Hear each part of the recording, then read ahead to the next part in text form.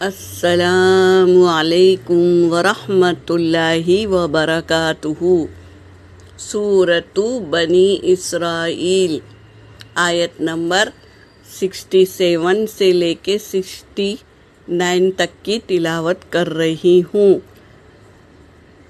اعوذ باللہ من الشیطان الرجیم،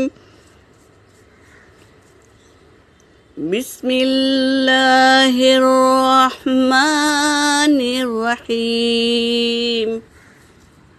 وَإِذَا مَسَّكُمُ الضُّرُّ فِي الْبَحْرِ ضَلَّ مَن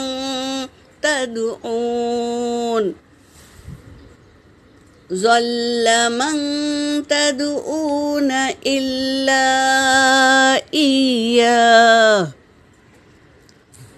فَلَمَّا نَجَّاكُمْ إِلَى الْبَرِّ أَعْرَضْتُمْ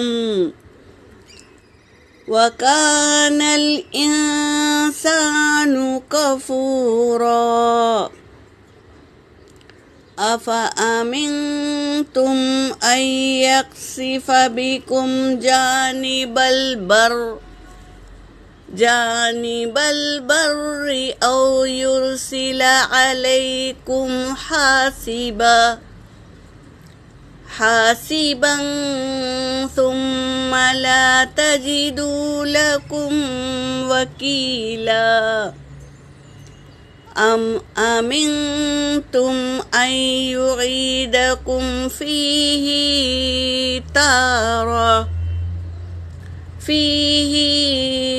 تارة أخرى فيرسل عليكم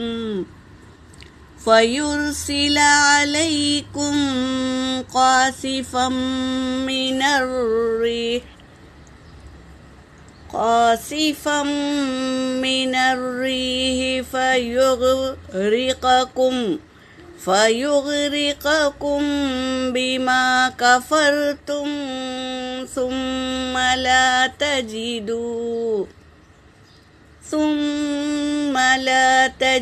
لكم علينا به تبيعا۔ صدق اللہ العلی العظیم۔ ترجمہ کر رہی ہوں۔ وَإِذَا مَسَّكُمُ الضُّرُّ، اور جب پہنچتی ہے کوئی تکلیف، یعنی کوئی تکلیف میں آ جاتا ہے، گھیر لیتا ہے اسے کوئی چیز، فی البحر سمندر میں، گھیر لیتی ہے موجیں سمندر میں، ضل من تدعون، گم ہو جاتے ہیں جس کو وہ بلاتے تھے، الا سوائے ایاہ، وہی یاد رہتا ہے۔ یعنی جب کوئی تکلیف میں گھر جاتا ہے تو سارے معبود جس کو وہ بلاتے تھے، جس کی اتباع کرتے تھے، جس کو وہ پکارتے تھے، اللہ کو چھوڑ کر تو وہ سب بھول جاتے ہیں، سوائے اللہ ہی کو پکارتے ہیں۔ فلما، پھر جب، نجاکم، ہم نجات دیتے ہیں، الل بری، خشکی کی طرف، اللہ کو وہ خالص ہو کر پکارتے ہیں تو اللہ انہیں نجات دیتے ہیں، بری یعنی خشکی کی طرف، سمندر سے نجات دے دیتے ہیں، زمین پر۔ آرستم، تو وہ پھر جاتے ہیں، بھول جاتے ہیں اللہ نے جو ان پر رحم کیا تھا، نجات دی تھی، وہ چیز کو بھول جاتے ہیں۔ یہ کہہ رہے ہیں اللہ تبارک تعالیٰ۔ وَكَانَ الْإِنسَانُ، اور ہے انسان، کفورا، بہت ناشکرا ہے انسان۔ تکلیف میں یاد کرتا ہے اللہ کو، اور اللہ جب تکلیف سے نجات دے دیتا ہے تو وہ ناشکری کرنے لگتا ہے، بھول جانا، اللہ کا شکر ادا نہیں کرنا، یہی تو ناشکری ہوتی ہے، تو وہ ناشکری کرتا ہے۔ افا آمن تم یخسف بکم جانب البر، کیا پھر تم بے خوف ہو گئے کہ خشکی میں کوئی عذاب نہیں آئے گا؟ یہ سوچ لیا، سمندر سے تو نجات دے دی اللہ نے، اب خشکی میں آ کر بے خوف ہو گئے ہیں۔ او یرسلا، یا وہ بھیج دے تم پر حاسباً ثم لا تجد لکم وکیلا، بھیج دے تم پر پتھروں کی بارش۔ اگر خشکی میں تم یہ سوچ کر بے خوف ہو گئے کہ میں تو ابھی بچ گیا سمندر سے، اب میں خشکی پر آ گیا ہوں، تو اب مجھے کسی چیز کا ڈر نہیں ہے۔ اللہ چاہے تو خشکی میں بھی کیا کرتے ہیں؟ عذاب بھیجتے ہیں، پتھروں والی بارش بھیج سکتے ہیں۔